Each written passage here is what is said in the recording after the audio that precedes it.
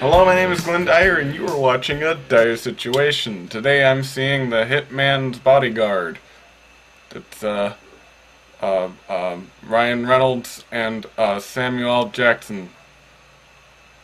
Uh, action film, action shoots, car chase, murder for money, hitman, um,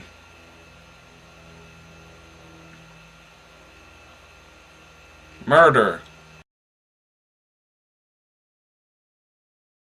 And I'm back. That was pretty good. That was pretty good. That was pretty fun. Yeah, it's kind of an interesting premise, honestly, when I think about it. Because essentially, this is a buddy cop film. It might not seem like it on the surface, but it is. It's definitely a buddy cop film. It's two people. One is the straight man plays by the rules, and one is the crazy wacky guy who goes more by his instincts.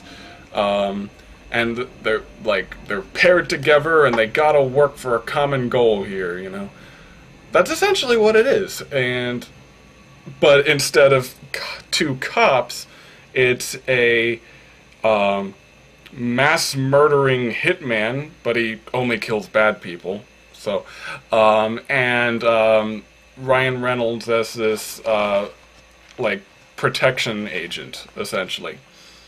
Neither of them are actually cops. It's more like lawful neutral and chaotic neutral paired together for a common cause of taking down a Belarusian dictator, which is kind of weird.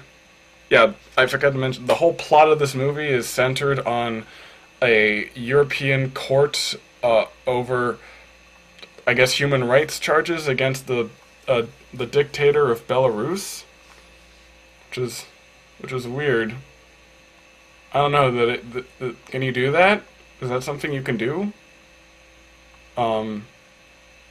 If so, can we do that to like Kim Jong-un or something? It seems, I don't know. Maybe you have to catch him first.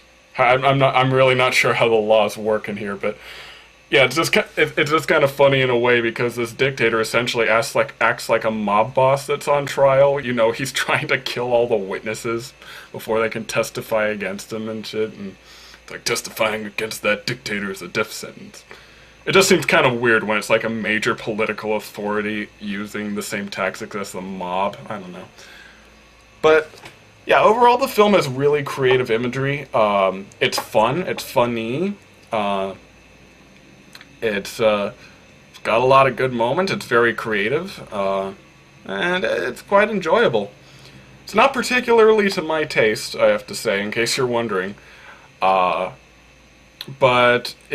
I'm sure most people will find it absolutely hysterical, absolutely fun as hell, really good action.